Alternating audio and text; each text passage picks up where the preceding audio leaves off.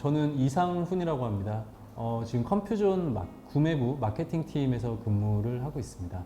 컴퓨존에 입사한 거는 2021년도고요. 그 전에는 뭐 대만계 제조업체인 에이수스나 아니면 가격 비교 사이트인 다나와에서도 근무를 했었고, 다나와가 이제 저희 용산 커리어의 첫 번째 회사라고 할 수 있는데, 이제 2009년도에 입사를 해서 근무를 했었습니다. 그래서 어떻게 보면 이제 용산 전자상가를 기반으로 이제 근무를 하고 뭔가 일을 이제 하고 있는 거는 거의 한 15년 정도?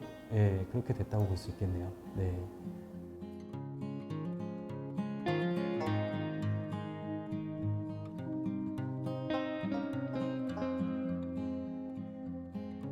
있죠. 이전에는 이제 게임 같은 것들 좀 사러 많이 터미널 상가나 이렇게 방문을 좀 했던 것 같고, 제가 이제 용산 주변에서 근무하기로 결정된 당시에도 터미널 상가가 있었고, 거기 이제 구름다리도 있었어가지고 거기에 이제 노점처럼 판매하시는 상인분들도 굉장히 많이 계셔서 뭔가 급한 것들 있으면 거기서 뭐 물건도 구매하고 뭐 이렇게 했던 걸로 기억을 하는데요.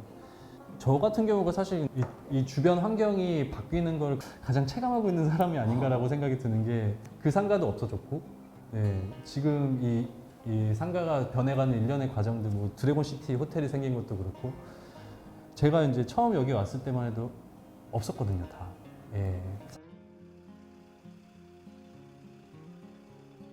터미널 상가 없어지는 시점이었던 것 같아요. 네.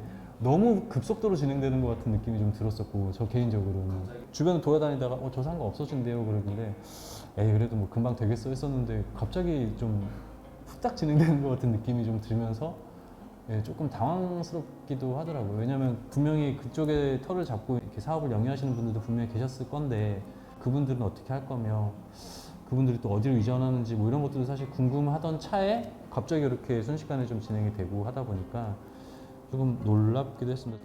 저 개인적으로는 이제 그 상가나 이제 그 구름다리 이어져서 이제 선인상가 뭐 이렇게 낮은 상가로 오는 그 일련의 루트가 저한테는 되게 용산에 대한 기억 중에 하나거든요. 용산에 대한 강한 인상 중에 하나인데, 이제 그런 게 없어지다 보니 예전과는 완전히 같은 모습이 아니구나, 이제 더 이상은 좀 그런 생각이 좀 들더라고요.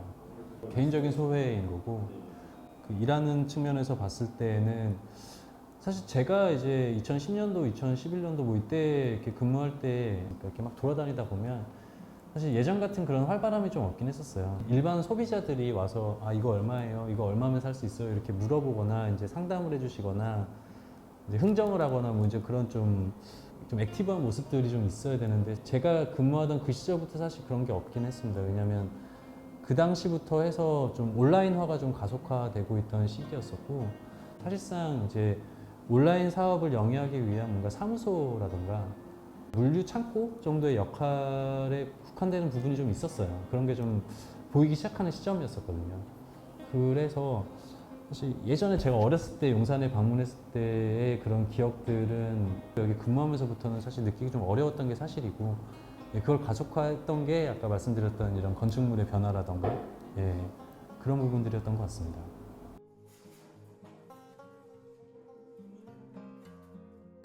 제 기억에 크게 변하진 않았던 것 같습니다. 이제 컴퓨터 부품이라던가 그 조립 PC라던가 아니면 뭐 케이블류 이런 것들을 취급하는 업체들이 주였던 거는 여전했고요. 지금도 사실 그러하고요. 하나 이제 좀 달랐던 거는, 예를 들면 뭐 CD라든가 이제 저희 이제 소위 얘기한 백업 CD라던가 뭐 DVD라던가 이제 이런 것들 판매하시는 이제 노점상분들, 이런 분들이 좀 많이 줄었다는 거. 그렇게 DVD 판매하시고 하는 분들이 최근까지도 사실 있으시고 좀 더 많으셨었던 걸로 기억을 해요. 근데 지금은 뭐 거의 한두 업체 분들 빼고는 거의 없으시니까. 저희가 작년 기준으로 매출이 한 1조 1천억 정도를 했었는데, 그 중에서 한 55% 정도가 기업 매출이라고 보시면 될 것 같아요. 근데 그 기업이라는 게 대기업, 중견기업 뭐 이런 데라기보다는 그 도매하시는 분들, 혹은 이제 소매하시는 분들까지, 이런 약간 딜러분들 혹은 리셀러분들, 그리고 조그맣게 조립 PC 업체 하시는 분들 계시잖아요. 그런 분들까지도 이제 저희 쪽 플랫폼을 이용을 해서 구매를 많이 하시고, 그런 전반적인 기업 고객들, 저희는 이제 딜러 회원이라고 합니다만, 그 딜러 회원분들이 전체 매출의 50% 이상을 하시고 계십니다.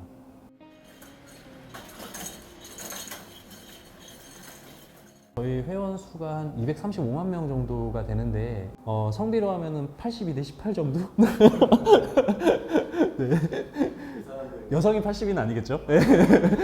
네. 연령대로 보면 0살에서 19세는 그렇게 많지는 않으세요. 이제 20대에서 50대 사이가 한 85% 정도 됩니다. 사실 용산과 함께 늙어가고 있는 것 같아요. 예, 저희 고객분들이. 그리고 20대에서 30대보다 30대에서 40대가 더 많으시고요. 예, 30대에서 50대까지가 제 생각에 한 55% 정도 될 것 같습니다. 예, 정확한 수치는 조금 기억이 안 나는데. 예. 일단 가장 큰 거는 이제 20대 분들 같은 경우는 그 결제 수단이 굉장히 다양하세요. 신용카드를 이용을 하시더라도 구매하시는 시점에 보시면 뭐 신용카드 할인이라던가 아니면 뭐 무이자 할부라던가 이런 프로모션들이 지원되는 시점이 있잖아요. 혹은 뭐 이제 뭐 포인트 캐시백이라던가 이런 것들이 지원되는 시점에 잘 맞추셔가지고 굉장히 많은 걸 따져가시면서 이제 결제를 하시는 그런 측면이 좀 있으시고, 그 구매하시는 이제 아이템이나 이런 것들도 조금 더 개인적으로 좀 만족을 느끼실 수 있는, 예를 들면 뭐 그러니까 저희가 이제 취급하는 조립 PC들 중에서도 게임사와 협업해서 만든 특별한 한정판 PC 같은 것들이 있는데, 예, 그런 것들을 굉장히 빠르게 구매를 하세요. 이런 뭐 한정판 제품들이나 이런 것들에 대한 반응이 굉장히 빠르신 편이신 것 같아요. 예를 들면 뭐 간편 결제, 핀테크 쪽에서 제공하는 간편 결제라든가 이런 것들도 굉장히 많이 쓰시는 편이고, 네이버페이, 토스페이 뭐 이런 것들 있잖아요. 근데 이제 30대에서 50대 분들은 이제 아까 말씀드렸던 딜러분들이 사실 많이 속해 있는 나이대이기도 하고, 뭔가 뭐 개인적인 취미, 개인적인 취향으로 이제 구매하시는 분들도 있겠지만 약간 목적성을 가지고 구매하시는 분들이 좀 많으신 편이세요. 예를 들면 사무실에서 쓰는 조립 PC가 필요하다라던가, 네, 아니면 뭐 선물을 하기 위한 뭐 노트북, 태블릿이라던가 이런 식으로 좀 목적성이 좀 뚜렷하신 분들이 좀 많으시고, 결제 수단에 있어서도 뭐 다양하게 뭐 많이 사용을 하시긴 하시지만, 이제 저희 사이트의 특징 중에 하나가 무통장 입금으로 결제를 하실 때 좀 여러 가지 혜택들이 좀 주어지거든요. 그런 부분들을 가장 많이 사용하는 연령대이자 회원 유형이 아닐까 생각이 드네요. 예전에는 PC를 구매할 때 이제 저 같은 경우도 그렇고 가장 많이 봤던 게 이게 어떤 CPU가 탑재가 되어 있는지, 뭐 이게 인텔인지 아니면 뭐 다른 제조사인지 그걸 좀 많이 봤던 것 같아요. 근데 최근에 이제 고객분들이 PC를 선택하시는 기준은 오히려 그래픽 카드 쪽이 아닌가라는 생각을 좀 합니다. 이게 여러 가지 이유가 있겠지만 개인이 PC 살 때 가장 많이 구매하시는 목적이 게임이거든요. 네, 내가 원하는 게임을 어느 정도 좋은 환경에서 플레이할 수 있느냐가 가장 중요한 기준이 되고, 그 과정에서 또 이제 중요한 게 이제 그래픽 카드의 성능, 그래픽 카드의 이제 스펙 이런 것들이라고 생각을 하기 때문에, 그래픽 카드가 어떤 것들이 탑재가 되어 있는지, 그래픽 카드의 가성비는 얼마나 좋은지 이제 이런 것들이 이제 주 선택의 기준이 되신 것 같고, 그게 조립 PC의 뭐 구성이나 가격이나 이런 것들에 대한 완성도를 이제 가늠할 수 있는, 예, 그런 기준이 되는 것 같아요. 근데 이제 기업이라던가 이제 딜러분들의 입장에서 봤을 때는 납품처가 있으시거나 판매해야 되는 판매처가 이제 지정이 되어 계시다고 하면 대부분 다 이제 회사라던가 아니면 뭐 지역 내에 있는 병원이나 뭐 이런 데실 거거든요. 근데 사실 그런 데는 그래픽 카드가 필요 없지 않습니까? 그냥 화면 출력만 되면 되는 거니까.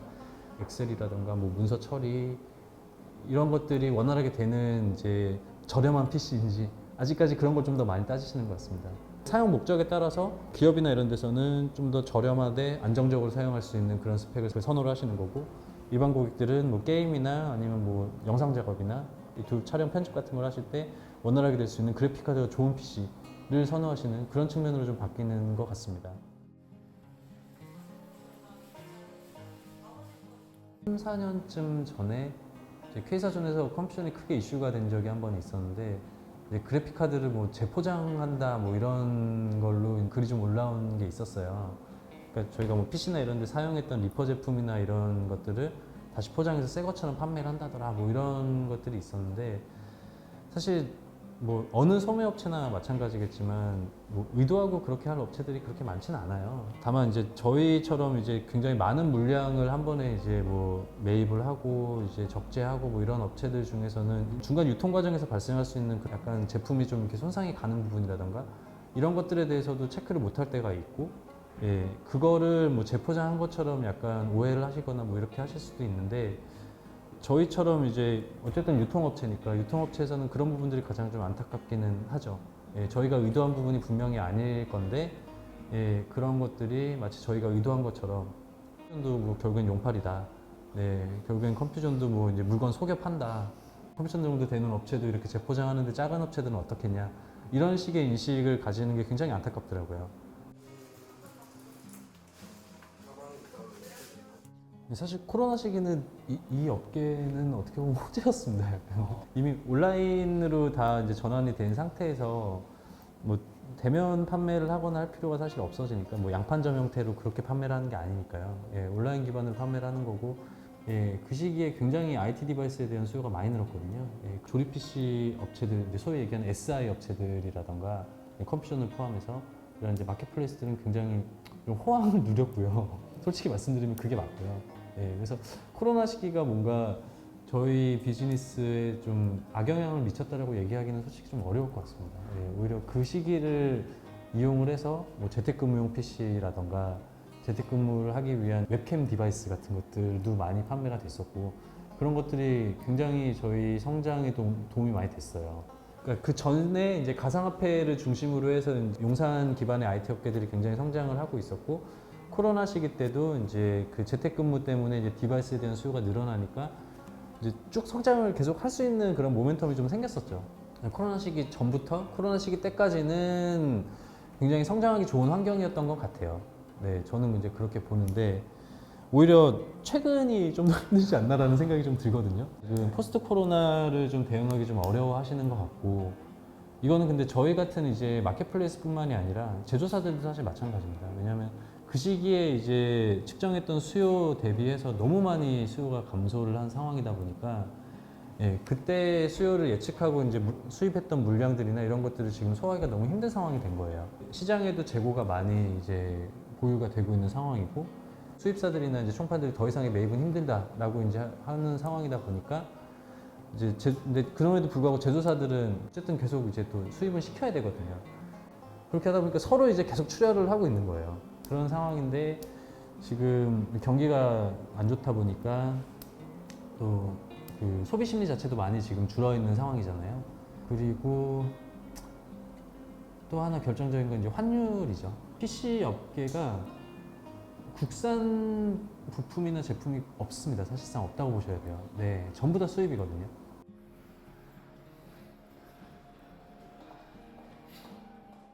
제일 큰 게 이제 배틀그라운드 출시할 때였었고, 오버워치 출시할 때였었던 것 같습니다. 예. 사실 그 전에는 주력 게임이 이제 피파 온라인이라던가 뭐그 리그 오브 레전드 같은 것들이었는데 저사양으로도 사실 플레이가 가능했었어요. 근데 이제 오버워치 출시되고 나서 이제 배틀그라운드 출시될 때가 특히 고사양에 대한 니즈가 굉장히 많이 올라가던 시점이었던 것 같습니다. RTX 그래픽 카드가 자리 잡고 있던 시점이어가지고 그 이후로 이제 게임 이슈들은 사실 그렇게 많지는 않았던 것 같아요. 그랬다가 뭐 작년에 디아블로 4 출시될 때 저희의 이제 주력이 되시는 이제 3, 40대 분들께서 네, 네, 다시 한번 이제 PC와 함께 많이 구매를 하셨죠. 네.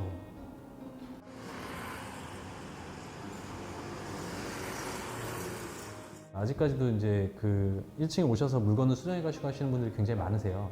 예, 그런 걸 보면은 여전히 컴퓨터에서 물건을 받아서 어딘가로 납품을 하신다거나 뭐 이게 그냥 단순히 일반 고객분들은 분명히 아니실 거거든요.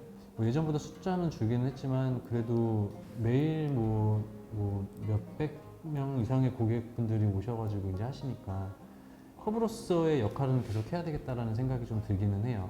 여기서 이제 사업을 영위하시는 분들이 계속 계신다고 하시면, 네. 뭐 저희가 규모를 축소를 하더라도 여기에 계속 있을 거라는 생각은 좀 듭니다. 예. 왜냐하면 그분들도 용산을 완전히 벗어나거나 하시기까지는 시간이 좀 걸리실 것 같거든요, 사실은. 예.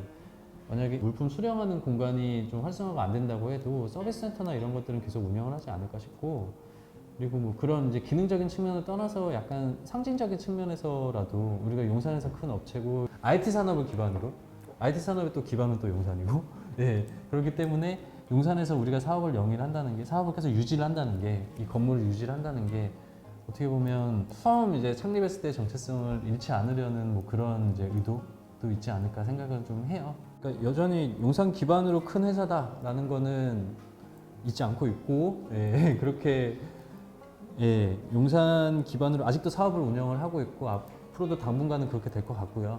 네, 그렇기 때문에 저희의 정체성도 용산에 있습니다. 네, 그렇게 보는 게 맞을 것 같아요. 네.